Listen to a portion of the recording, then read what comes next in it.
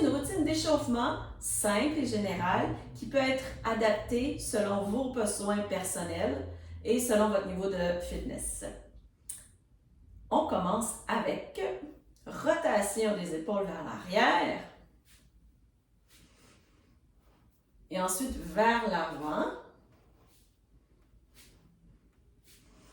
On poursuit avec ouvre, ferme, je fais un câlin au monde ou à moi-même. Tout au long, j'ai les pieds en dessous des hanches et je commence à gainer au niveau ici pour me stabiliser. Ensuite de ça, je vais attraper mon poignet, je vais légèrement faire une traction, donc un étirement dynamique. Je change de côté. Je vais le sentir au niveau un petit peu de mon épaule, mais du côté, au niveau des lattes.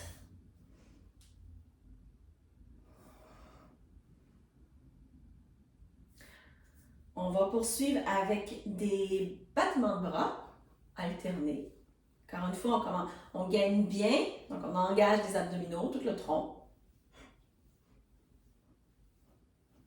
On va poursuivre avec des demi-lunes au niveau du cou. Donc, je pense à allonger comme s'il y a un fil au-dessus de la tête qui m'est tiré. Et en même temps, je fais des demi-lunes côté devant, derrière. Et je vais faire le même mouvement, mais cette fois-ci plus au niveau thoracique. Donc, je vais plus amener le haut du dos. Fait que je veux comme décoller, réveiller, allonger les muscles du dos. Si je le fais de côté, ça peut vous donner une meilleure idée aussi. Donc, je fais comme un peu un dos rond de chat dans le haut du corps. Et ensuite de ça, j'arrière en position neutre.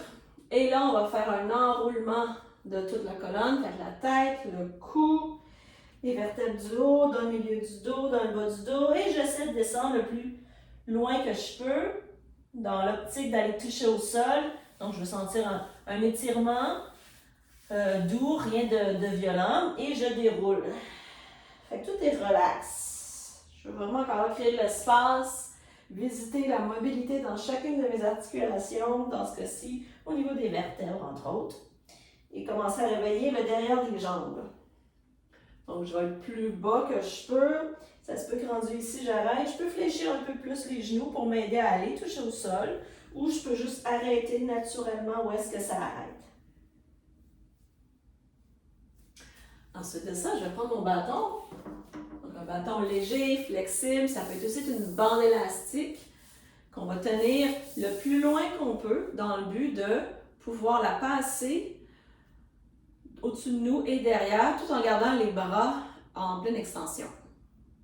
Donc, c'est un mouvement qui se fait lentement, délicatement, on ne veut rien forcer, on veut vraiment ouvrir, réveiller les muscles, entre autres, devant des épaules et les pectoraux.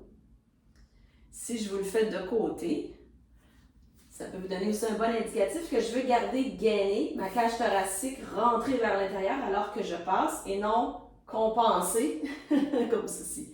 Donc, il n'y a rien qui bouge autre que mes épaules.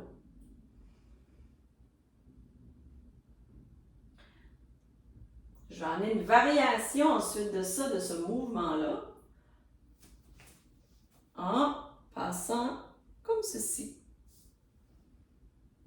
Alors, un de mes bras s'en vient près de mon oreille. Ensuite, j'alterne à l'autre. Ma barre est horizontale, perpendiculaire au sol. Je passe mon bras à côté de mon oreille, perpendiculaire au sol à nouveau. Passe mon bras à côté de l'oreille. Donc, je peux être dans une direction. Et ensuite, changer de direction. Idéalement, là aussi, je vais éviter de bouger tout le corps. C'est juste mes épaules. Encore une fois, lentement, délicatement. Ensuite, j'en ai mon bâton derrière et je vais faire des good mornings. Donc, je vais le mettre de côté pour que vous voyez bien. Puis en dessous des hanches, j'envoie les hanches vers l'arrière, je garde le dos plat. Ma position est neutre. Ma tête de position est neutre. Et pour remonter, je contracte les fessiers et les ischios, l'arrière des jambes. Je descends, je retiens. C'est bien sûr, on allonge ces muscles-là tout en les activant et je les contracte pour pouvoir remonter. On en fait une dizaine de fois. Tous les exercices que vous voyez ici, en mode échauffement, le nombre de répétitions va varier d'une personne à l'autre. Tu sais, ça peut être entre 7 à 15, dépendamment de ce que vous sentez que le plus besoin d'avoir d'attention.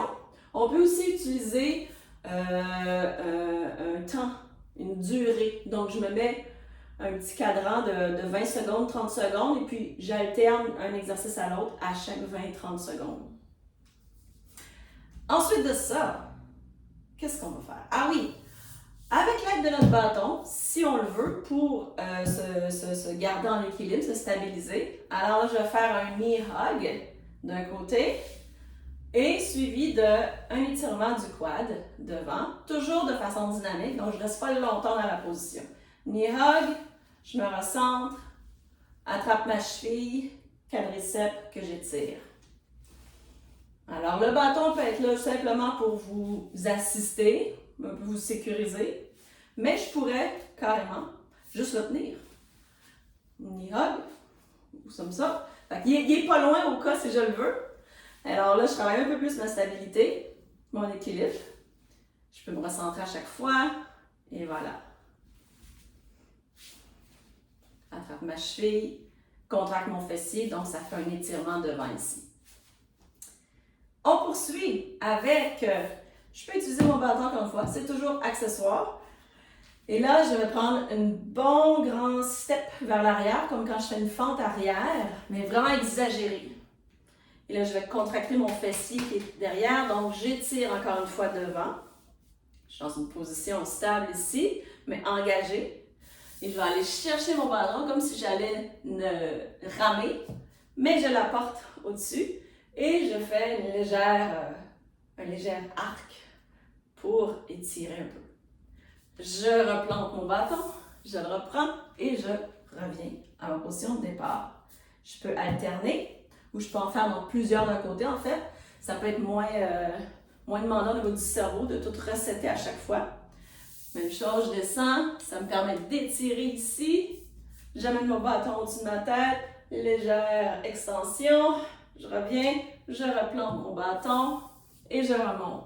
Je m'assure lorsque je remonte et je descends, je veux travailler ces muscles-là. Donc, pensez que vous n'avez pas de bâton. Fait que musculairement, je dois être engagée pour pouvoir faire ma fente arrière, ma fente avant. Et donc, bien sûr, on fait de l'autre côté. Mais encore une fois, je pourrais ne pas avoir mon bâton, juste le tenir. Grand step derrière, une fente arrière exagérée. Là, par contre, je veux quand même que vous plantez votre bâton. Je l'amène ici, j'étire, je replante mon bâton pour bien étirer ici et je remonte. Alors, même chose, on peut faire 5 à 10 d'un côté, 5 à 10 de l'autre côté. Les chevilles, avec l'assistance de mon bâton si je veux. Donc, on peut faire des rotations.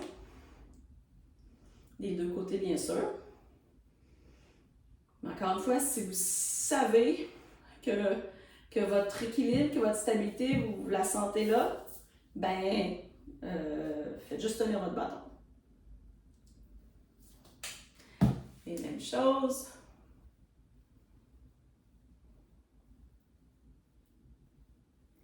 On va terminer au niveau des chevilles. Donc, j'élève sur le devant des pieds, sur la paume, et je descends. Donc, je fais une flexion de la cheville. Principalement, c'est ça mon objectif. Monte, descends.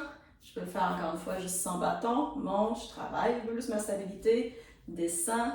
Je vais être en contrôle dans chacune des positions.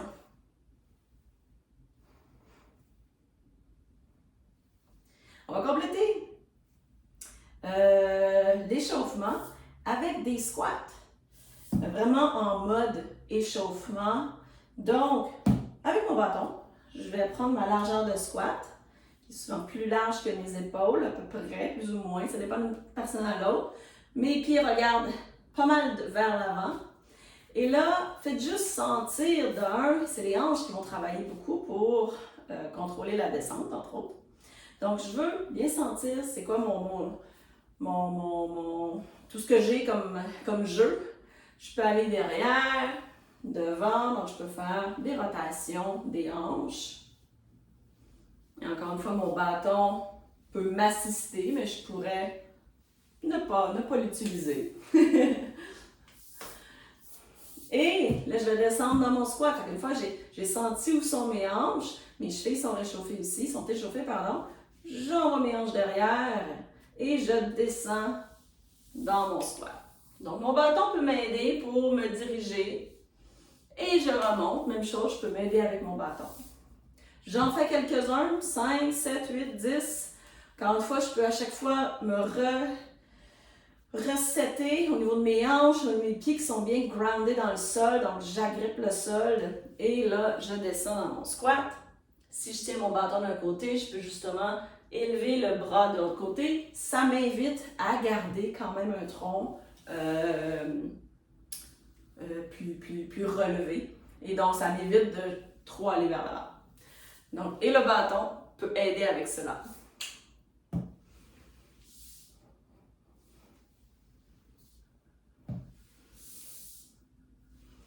Et voilà. Et on termine en allant au sol où on va descendre, marche, à quatre pattes ou en table. Je vais vous faire un petit pas en angle pour que tu puisses voir.